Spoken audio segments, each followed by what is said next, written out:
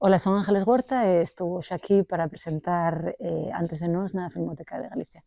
Pois eu entrei no proxecto, chamoume Zaza Ceballos, cando xa existía unha primeira versión de guión de Pepe Coira. A partir de aí pois, foi un traballo en común, un poquinho dos tres, desenvolvendo o que queríamos contar neste filme. Teño que decir que a min, personalmente, o que máis me conectou con Antes de Nós foi a historia do da perda e da superación da perda, no? Castelao será sempre un referente, pero tamén é unha fonte sempre viva e aberta a esperanza.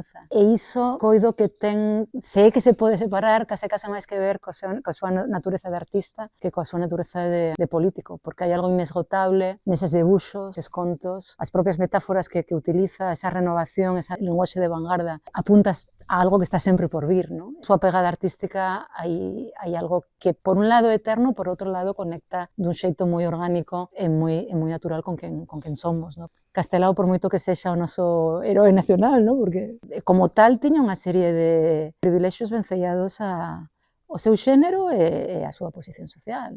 Non se trata de xulgar, pero sí de comprender cales foron as condicións de vida do Castelao histórico e tamén desa relación de parella. Xina Pereira é unha gran ausente da historia oficial, un personaxe que se está empezando a recuperar nos últimos anos.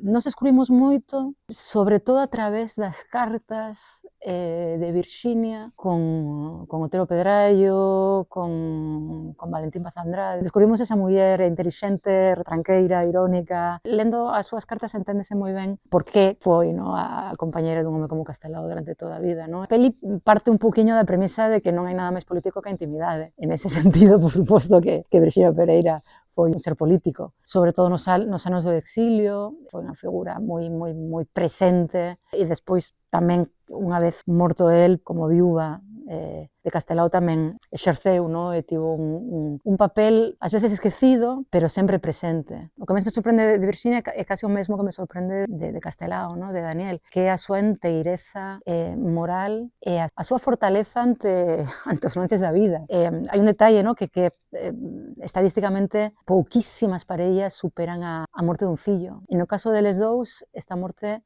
non só non os separou, senón que os uniu para sempre, se cadra con maior forza, probablemente porque chegou un momento que non sabendo que facer con ese amor que che sobra. Cando perdes a un ser amado, dun xeito, se cadra ao principio máis inconsciente, máis decidido, despois decidiron investir todo ese amor sobrante neste proxecto galeguista que os uniu para sempre, que lle deu sentido.